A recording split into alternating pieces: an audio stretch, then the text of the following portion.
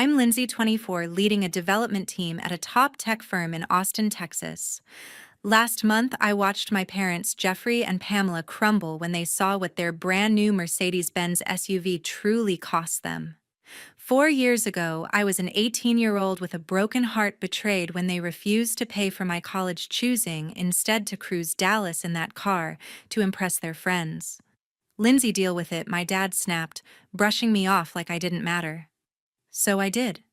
I fought tooth and nail, built a career that left them stunned, and turned their selfishness into something they never expected. If your family ever let you down, share your story in the comments, hit like, and subscribe for more real stories like this. In our picture-perfect Dallas suburb where every house screamed money, I grew up certain college was my future. My dad, Jeffrey, owned a construction firm that built half the mansions around us, and my mom, Pamela, handled PR for upscale brands, always looking like she belonged on a billboard. We weren't billionaires, but we lived like it. Private school, beach trips to Galveston, a lifestyle that turned heads. From my earliest memories, my parents were fixated on appearances. Dad shelled out thousands for country club memberships to network with big shots, while Mom threw charity galas to flaunt our flawless home. Perception is everything, Lindsay, Dad would lecture when I questioned why we needed a new Lexus when our old one worked just fine. People respect what they see. Despite their obsession with image, my parents swore education was the path to success. My straight A report cards were practically trophies in our living room. When I took first place in a regional coding contest in ninth grade, they paraded me to their friends as our tech prodigy. "We're saving for your college," Mom promised me through high school, her tone leaving no room for doubt. "Just get into a top school and we'll handle the rest." I trusted them. How could I not? Their lifestyle screamed wealth. New decor, designer outfits, a kitchen remodel that cost more than most cars. Their words backed my dreams, so I poured my heart into studying. While my friends hit parties on weekends, I was coding late at the library or taking extra courses at the community college to pad my applications. My computer science teacher, Ms. Ramsey, saw my talent for algorithms and became my guide. "You're something special, Lindsay," she said in junior year, her voice full of belief. "A program like UT Austin or Texas A&M could launch you." Her encouragement fueled me. I aimed high: UT Austin, Texas A&M, even Georgia Tech, the best computer science schools out there. I spent countless nights polishing essays, prepping for interviews, making sure every application was perfect. My parents seemed fully on board. They covered my SAT prep classes, drove me to campus visits, and turned mailing my UT Austin application into a ceremony. "This is your shot at the big time," Dad said, grinning as he dropped the envelope in the mailbox. Mom beamed. "We're so proud, sweetheart." But there was a secret they kept buried beneath their polished exterior. Behind the country club brunches and Mom's designer bags, my parents were sinking in debt. The fancy cars, home upgrades, gala donations, it was all financed, a fragile act they maintained to keep up appearances. They hid it well from me, from their friends. To everyone, we were the Chapmans, the family who had it together. To me, they were the parents who'd vowed to support my future. I didn't know they were walking a financial tightrope, ready to trade my dreams to protect their facade. By senior year, my classmates were freaking out about college costs. Lunch conversations revolved around scholarships, loans, and financial aid packets. Some friends swapped their dream schools for cheaper ones. "You're so lucky," my friend Brooke told me one day, her voice heavy with envy. Her parents were pinching pennies for her community college fees. "Your folks can afford anywhere?" I nodded, gratitude swelling in my chest. "Yeah, they've been saving for my education my whole life," I said, echoing Mom's words. I believed it completely. I was banking on it. March of my senior year, the acceptance letters started rolling in. Texas A&M came first, followed by other strong schools. When UT Austin's letter arrived, I tore through the house, screaming, waving it like a flag. Georgia Tech followed a week later. I had choices, real life-changing choices, and the future I'd worked for felt so close I could taste it.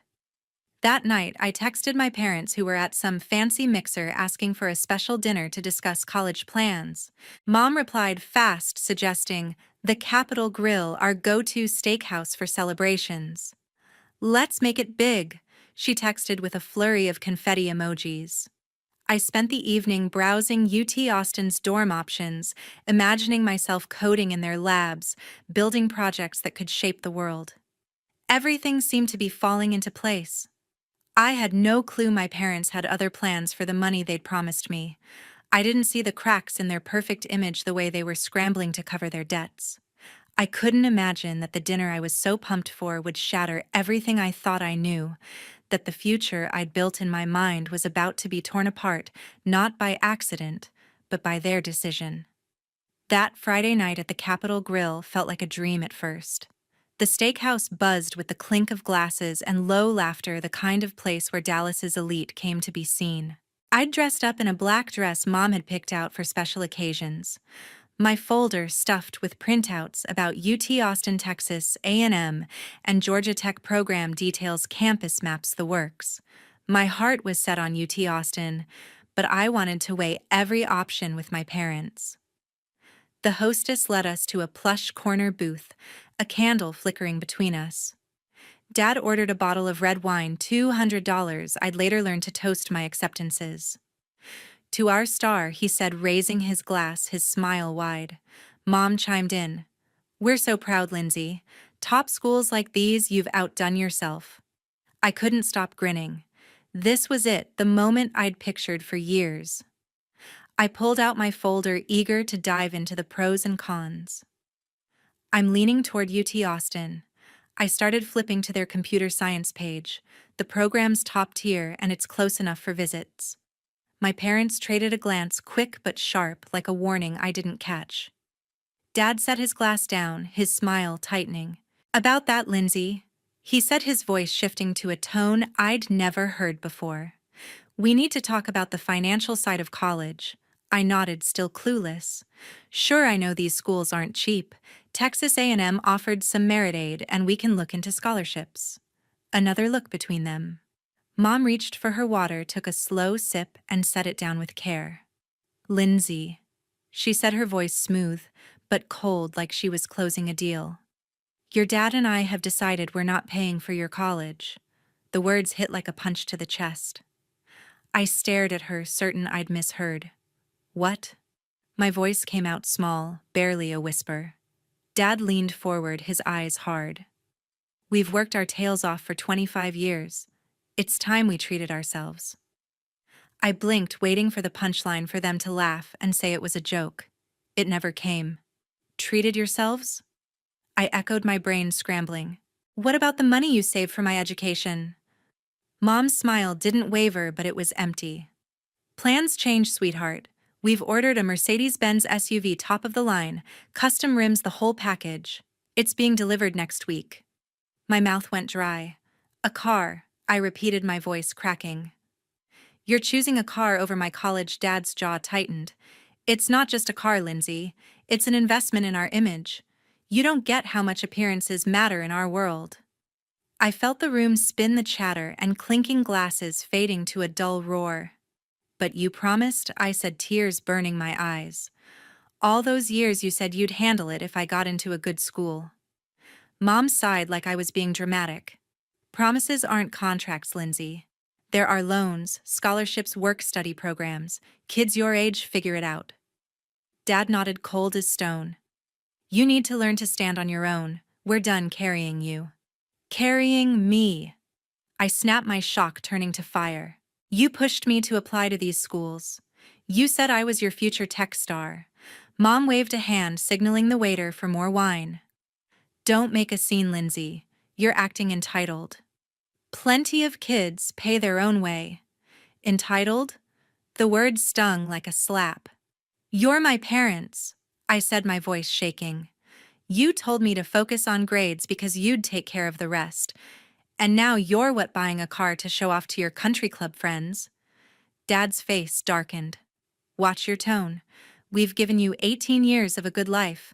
That's more than enough." Mom leaned in, her voice low but sharp. "And one more thing, Lindsay. This stays between us. You don't go blabbing to your friends or anyone else. Our image is on the line, and you'll respect that. I stared at them, my heart pounding. They weren't just taking my future, they wanted me to lie to protect their facade, to pretend everything was fine, while they drove around in a car that cost more than a year at UT Austin. The waiter brought our appetizers, oblivious to the bomb they'd just dropped. I couldn't touch the food, my stomach churning. So what am I supposed to do? I asked, my voice raw. Give up everything I've worked for? Dad shrugged, slicing into his steak. Pick a cheaper school, get a job, take out loans. Life's not a free ride. Mom sipped her wine, her eyes cold. Deal with it, Lindsay. We've done our part. Now it's our turn. The rest of the dinner was a blur. They talked about the car, leather seats, sunroof, how it'd turn heads at the next gala, while I sat there numb, my dreams crumbling. When Dad's credit card came back after covering our $300 meal, I couldn't help but think that single bill could have bought my textbooks. Back home, I locked myself in my room, collapsing onto my bed. My phone buzzed with a text from Brooke asking which college I'd picked. I couldn't reply. How could I tell her my parents chose a car over my future? How could I explain to UT Austin I wasn't coming because my college fund was parked in our driveway? I cried until my throat burned, waves of shock and betrayal crashing over me. But sometime past midnight, something shifted inside me. If my parents wanted me to deal with it, I would, not for them, but for me. They didn't believe in my dreams, but I still did. Somehow I'd find a way forward, even if it meant starting from nothing. The next morning, I woke with puffy eyes but a spark of resolve. If they wouldn't help, I'd find someone who would. I just didn't know how hard that fight would be. If my parents thought I'd crumble because they chose a Mercedes-Benz SUV over my college fund, they were dead wrong. I wasn't doing this for them anymore. I was doing it for me. I grabbed my phone and started calling financial aid offices. My voice shaky but determined. UT Austin. My dream school was first. The administrator was kind but blunt. Ms. Chapman, your parents' income is well above our need-based aid threshold, she said. Since they're your legal supporters, you don't qualify regardless of their refusal to pay. I called every school that accepted me. Texas A&M, Georgia Tech, smaller programs. The answers were the same. My family looked rich on paper, and the system didn't care that my college fund was now parked in our driveway. With elite schools out of reach, I turned to state universities. The University of Texas at Arlington offered a partial merit scholarship covering about half the in-state tuition. It wasn't UT Austin, but their computer science program was solid, and it was my only shot. 2 weeks after that gut punch dinner, I faced my parents in our too-perfect living room. I'm going to UTA, I said, my voice steady despite the knot in my chest. I'll live in the cheapest dorm, work part-time, and take loans for the rest. Mom looked relieved, like I'd solved their problem. That's practical, Lindsay. UTA is a fine school. Dad nodded, his face blank. Sounds like a plan. No apology, no guilt, just a quick shift to their next obsession, the car's delivery date. The interior's unreal, Mom gushed, scrolling through photos on her phone. I walked away, my stomach twisting. I landed a summer job at a mall coffee shop pouring lattes for $8 an hour. The day before their SUV arrived, I helped Mom unpack her new designer sunglasses, each pair worth more than my future textbooks. They barely noticed me, too busy posting the Mercedes on social media with captions like, "Living the dream." While I pulled double shifts, my phone buzzed with their updates, them posing by the car grinning at country club events, their debt-fueled facade still airtight. I stopped checking their posts after a week, the betrayal too raw. August came, and I moved into UTA's oldest dorm, a cramped room with peeling paint and creaky beds. My roommate Brooke was a mechanical engineering major from Fort Worth, also working her way through school. "This place is rough," she laughed, stacking her books on a shaky shelf. "Better than nothing," I said, my mind flashing to UT Austin's glossy dorms. Reality hit fast. I'd scored a job at the campus library 10 hours a week, and another waiting tables at a local diner weekends and 2 weeknights. Between classes, work, and studying, I averaged 4 hours of sleep. Meals were instant noodles or diner scraps, whatever I could grab. My parents' calls were scarce, always shallow. "How's school?" Mom would ask before raving about their latest gala or the car's new wax job. I kept it short, never mentioning my struggles. They didn't need to know I'd skip meals to save cash or cry in the library bathroom overwhelmed. Meanwhile, their social media sparkled with photos of them cruising Dallas, the Mercedes gleaming. The contrast burned my hustle versus their fake glamour. October brought midterms and my breaking point. After an all-nighter for a coding project, I dozed off during a calculus exam, waking with 15 minutes to finish 2 hours worth of problems. That night at the diner, I dropped a tray of sodas, earning a warning from my boss. Back in my dorm, exhausted and unraveling, I found a notice under the door. My student account was past due $2,000, or I couldn't register for spring classes. I sank to the floor, clutching the paper, and let the sobs tear through me. How could I keep going? I was failing schoolwork, everything. Maybe my parents were right. Maybe I wasn't built for this. Brooke found me there, curled against my bed. "Lindsay, what's wrong?" she asked, sitting beside me. I handed her the notice, choking out the story: my parents' betrayal, the car, the loans I couldn't get without a cosigner. She listened, her face softening. "That's messed up," she said. "Parents are supposed to have your back." I shook my head, tears falling. "I don't know how to do this. I'm drowning." Brooke gripped my shoulder. "One step at a time. Anyone else you can call? Grandparents, maybe?" Her words clicked. My grandma Edith had always been my biggest cheerleader. She'd sent me $1,000 check for graduation, which my parents had borrowed for their car payment, promising to repay it. They never did. I called her the next day from a campus bench, my voice trembling as I spilled everything. "Jeffrey did what she," snapped, her outrage like a lifeline. "That money was for your education. I raised him better." By the end of the call, she'd offered to co-sign a private student loan and send a small monthly stipend, enough to cut my diner shifts and breathe. "You're worth investing in, Lindsay," she said firmly. "Don't let anyone say otherwise." With my grandma's help and Brooke's support, I scraped through that first semester. My grades weren't perfect, but they held up.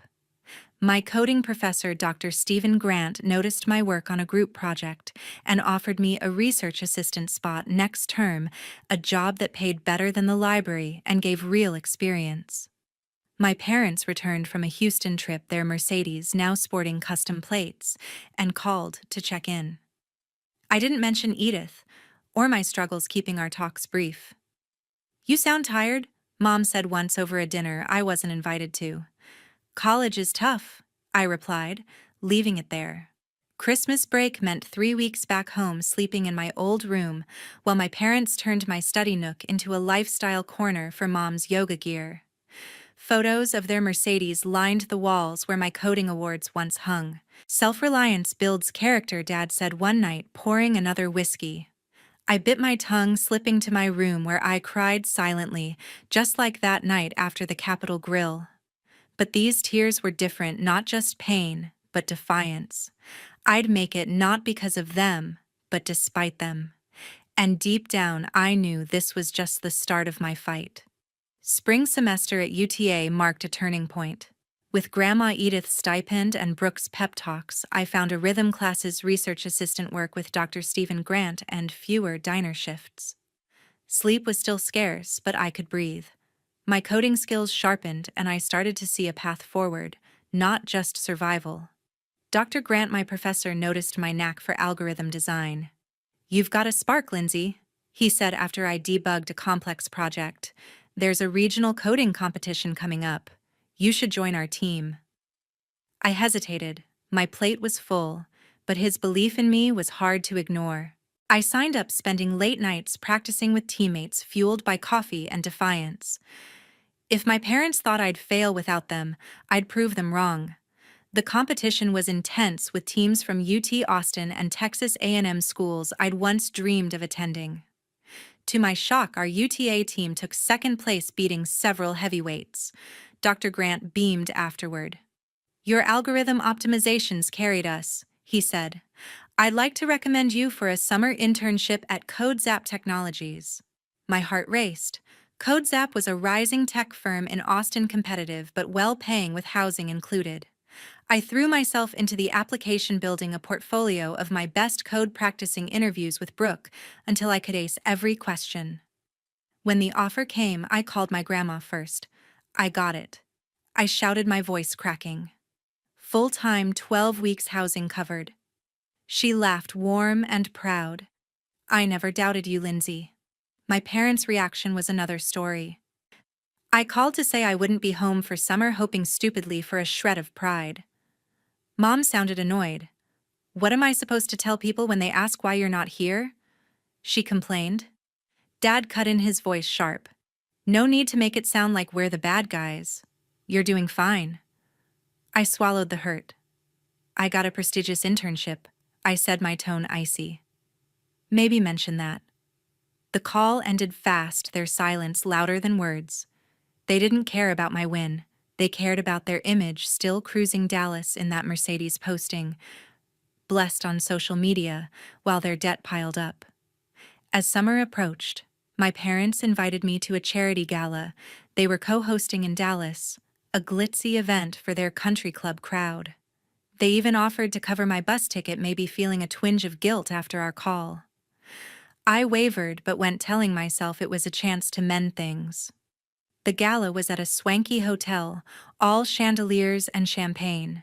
Mom had decked out the venue, and their Mercedes was parked out front, waxed to a mirror shine. We stuck to safe topics at first: weather, my cousin's new job, avoiding the elephant in the room. Then came the dinner, a long table packed with their high society friends. Dad stood to introduce me, his smile polished. "This is our daughter Lindsay, the coding whiz," he said, his voice dripping with fake pride. "She's at UTA, making us proud." One of his golf buddies leaned in. "UTA? I thought she was headed to UT Austin or some Ivy League." Before I could speak, Mom jumped in, her laugh too bright. "Lindsay wanted to stay local, didn't you, dear?" My blood boiled. They were rewriting history, painting themselves as supportive parents. I set my glass down, the clink cutting through the chatter. "Actually," I said, my voice steady but loud enough for the table to hear, "I'm at UTA because my parents chose a Mercedes-Benz SUV over my college fund. They told me to deal with it instead of paying for UT Austin." The room went dead silent. Dad's face turned to stone. Mom's smile froze like a mannequin's. Their friends shifted uncomfortably, eyes darting. "Lindsay's exaggerating," Dad said, forcing a chuckle. "We just encouraged her independence." I locked eyes with him. "Is that what you call it? Because I remember you saying, 'We've done our part, now it's our turn.'" Mom stood abruptly. "Lindsay helped me with dessert in the kitchen." She hissed, her voice low but furious. "In the kitchen," she spun on me. "How dare you humiliate us like that? Do you know what this does to our reputation?" I stared, incredulous. "Your reputation? You threw away my future for a car, and now you're mad." I told the truth. Dad stormed in, his face red. "You're being dramatic. We gave you 18 years of support. Most kids get nothing." My voice didn't waver. Most parents don't promise their kid college, then snatch it away for a status symbol. "You told me to keep quiet to protect your image. I'm done lying for you." Mom's eyes welled up, but her voice was ice. "If you can't respect what we've done for you, maybe you shouldn't be here." I nodded, calm washing over me. "You're right." I walked out through the stunned gala crowd to the lobby and called an Uber to the bus station.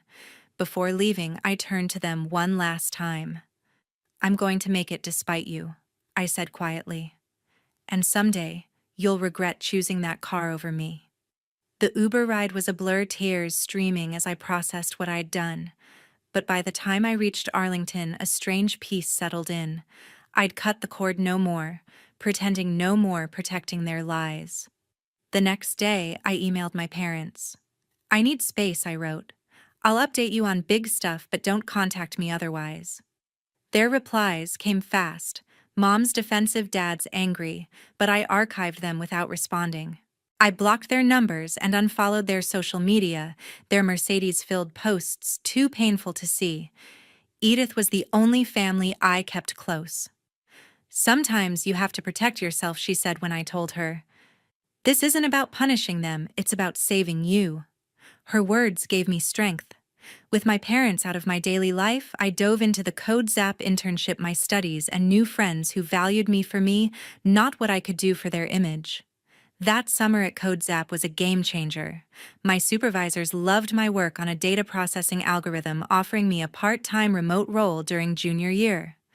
It paid better than the diner, letting me drop those shifts and focus on school. Dr. Grant kept mentoring me, pushing me to submit my code to tech journals. "You're building a name for yourself," he said, grinning. Brooke, now more like a sister, celebrated with me over cheap tacos when I got my first real paycheck. "You're killing it," she said, tossing a chip at me. I laughed, but her words stuck. I was rising, not just surviving, and somewhere deep down I knew my parents would soon face the real cost of their choice. Junior year at UTA was when everything clicked. My part-time role at CodeZap Technologies, earned from that summer internship, gave me financial breathing room. I dropped the library job, slept more than 4 hours a night, and my grades shot up. Dr. Stephen Grant, my mentor, kept pushing me. "Your work's getting noticed, Lindsay," he said, forwarding my algorithm project to a tech journal. When it got published, Brooke insisted we celebrate with pizza in our dorm now, in a slightly better building than freshman year. "You're a rock star." She grinned, tossing a crust at me. I laughed, but I felt it. I wasn't just scraping by anymore. I was building something real. That fall, CodeZap offered me a full-time junior developer role after graduation, with a salary that made my jaw drop, plus a signing bonus to clear half my student loans. I accepted moving to Austin that June. My new manager, Valerie, welcomed me with a warm smile. "We're thrilled to have you," she said. "Your internship work was stellar." During orientation, I spotted a company program, the CodeZap Opportunity Fund, offering scholarships for students with big dreams but no financial backing. It hit close to home. I reached out to the fund's director, Colin, to learn more. "We're always looking for employee input," he said. "Got any ideas?" I did a scholarship for students like me, whose parents could afford college but chose not to. By my first year at CodeZap, I was thriving. My team praised my innovative fixes to our data platform, and my optimization algorithm caught the CTO's eye, earning me a shout-out in a company-wide meeting. I poured my evenings into the Opportunity Fund, reviewing applications that echoed my story: kids fighting for their education against parents who prioritized luxury. I pitched a new scholarship drive forward, funded partly by my signing bonus. It would cover full tuition for students whose parents opted for status symbols like fancy cars over their kids' futures. Colin loved it. "This is personal for you, isn't it?" he asked. I nodded, my throat tight. I know what it's like. The scholarship launched that spring, supporting 3 students. I crafted the essay prompt myself. How have you overcome family obstacles to pursue your education, and how will you help others do the same? Reading their stories, parents choosing boats, vacations, or yes cars over college, felt like reading my own. I added a mentorship component, pairing recipients with CodeZap employees for career guidance. Valerie jumped in as a mentor, saying, "You're changing lives, Lindsay." I didn't tell her it was healing mine too. My personal life steadied. I moved into a small Austin apartment, my first real home. I joined a coding meetup, made friends, and started dating Randy, a finance analyst who got my complicated family history without judgment. "You're stronger for it," he said one night, walking me home. Edith, still my rock, visited for my 22nd birthday, bringing homemade cookies and a $5,000 check. "Pay down those loans," she said, hugging me. "I'm so proud." My parents, Jeffrey and Pamela, stayed on the sidelines. I sent brief updates graduation my CodeZap job, but their replies were curt, never addressing the past. I kept my distance, their Mercedes-filled social media posts, a reminder of why. 2 years into my CodeZap job, I hit a milestone. My team's new recommendation algorithm boosted platform efficiency by 30%, landing me a promotion to team lead at 24. A tech magazine featured me in their Rising Stars list, citing my scholarship work. The article spread, and soon my parents emailed me, subject line, "We'd like to talk." They were coming to Austin for Dad's industry conference and wanted to meet. I hesitated, talking it over with Edith and Randy. "You're in control now," Edith said. "Hear them out, but set your terms." I agreed to meet at a quiet cafe near my office, my turf. They walked in looking older, Dad's hair grayer, Mom thinner. "Lindsay." Mom said, her voice catching, reaching for a hug. I stepped back, offering a handshake. "Good to see you," I said, neutral. We sat, the air heavy with unspoken words. They made small talk, weather their flight, before Mom broached my career. "We heard about your promotion," she said, tentative. "CodeZap sounds impressive." Dad nodded. "Big achievement for your age." I leaned back. "It took a lot of work," I said pointedly. "Work I did alone." They shifted uncomfortably. "We always knew you'd do well," Mom said, missing my tone. I cut in. "Want to see my office? It's a few blocks away." They nodded eagerly, maybe sensing a chance to reconnect. At CodeZap's sleek Austin headquarters, I signed them in, leading them to the open plan floor where my team worked. Colleagues waved and Valerie stopped by. "Lindsay's our star," she said, smiling. "Her algorithm's a game changer." My parents puffed up, basking in reflected glory. In my office, small but mine, with awards and team photos, they took it all in. "You've done so much," Mom said softly. Then Colin knocked. "Lindsay, the Drive Forward scholarship materials are ready," he said. My parents' heads snapped up. "Scholarship?" Dad asked. I took a breath, watching them closely. "Yes, I started the Drive Forward scholarship. It helps students whose parents have the means to pay for college but choose things like luxury cars instead, like you did." Mom's face paled. Dad froze. "You made a scholarship because of us?" he asked, his voice low. "I made it because I know how it feels to have your future traded for a status symbol," I said evenly. "Every year we help kids like me, and my colleagues know why I'm so passionate about it." Mom's eyes filled with tears. "People know about us," she whispered. "Not by name," I said. "But they know my story, how my parents told me to deal with it. Because a Mercedes mattered more than UT Austin." Dad sank into a chair, staring at the floor. "We didn't think it would hit you this hard," he muttered. "You didn't think about me at all," I countered, my voice steady. "You cared about your image, not the years I struggled or the trust you broke." Mom dabbed her eyes. "We just wanted to live a little. We didn't mean to hurt you." I shook my head. "It's not about the car. It's about never owning up to what you did." Dad stood, his face tight. "So you've been telling everyone we failed you?" I met his gaze. "I've been honest about my journey. That includes you choosing a car over my education." The silence was thick. Mom broke it, her voice small. "We love you, Lindsay. We made a mistake." I nodded. "That's a start, but it's not enough to fix 4 years of damage." I walked them to the elevator, their steps heavy. As the doors closed, Mom's face crumpled, Dad's arm around her. I returned to my office, closing the door, feeling a quiet release. I'd said what needed saying. Weeks passed without contact. I focused on work, the scholarship, and my life with Randy and friends. Then one Sunday, Dad called. "Lindsay," he said, his voice tired. "Can we talk?" For the first time, he owned up, no excuses. "We were selfish," he admitted. "We justified it as teaching you independence, but we wanted that car more than we wanted to keep our promise. We hurt you, and I'm sorry." His words hit deep, unexpected.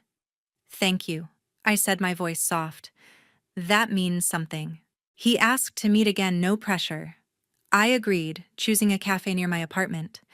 At the meeting, Mom handed me a letter, her hands shaking. I wrote it so I wouldn't mess it up, she said.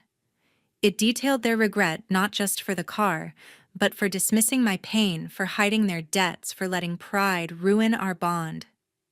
We told ourselves we were helping you grow, Dad added, but we were running from our own mess. I asked, why now? Mom's eyes met mine. Seeing your office, hearing about the scholarship, it showed us we weren't just a footnote in your story. We were the villains. Dad nodded. And then our friends started asking about it. Someone at the club heard about a scholarship for kids whose parents chose cars over college. It hit us hard. There was no instant forgiveness, no tearful hug. We agreed on small steps, weekly calls, occasional coffees when they visited Austin. They respected my boundaries, and I opened the door just a crack to something new.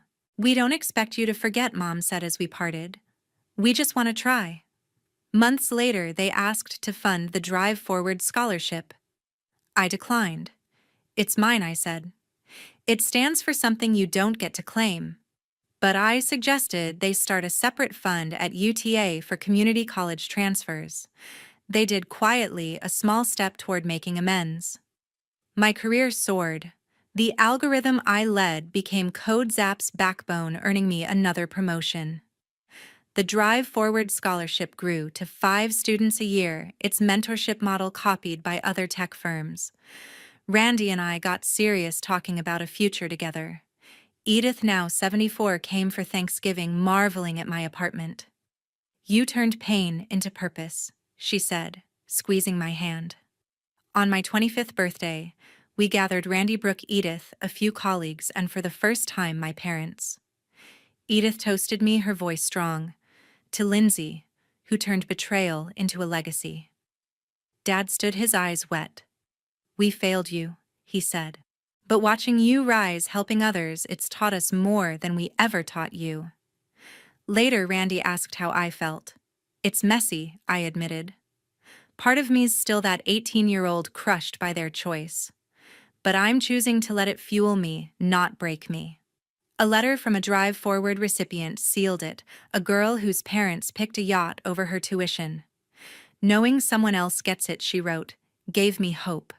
That was my healing, not erasing the hurt, but turning it into something that lifted others. My parents' choice cost us years, but it forged a path I'd never trade. We're building something new, honest, fragile, real. Life doesn't always give you what you expect, but you can take the pain and make it mean something. What about you? Have you faced a betrayal that shaped your path? Share your story below, hit like, and subscribe for more.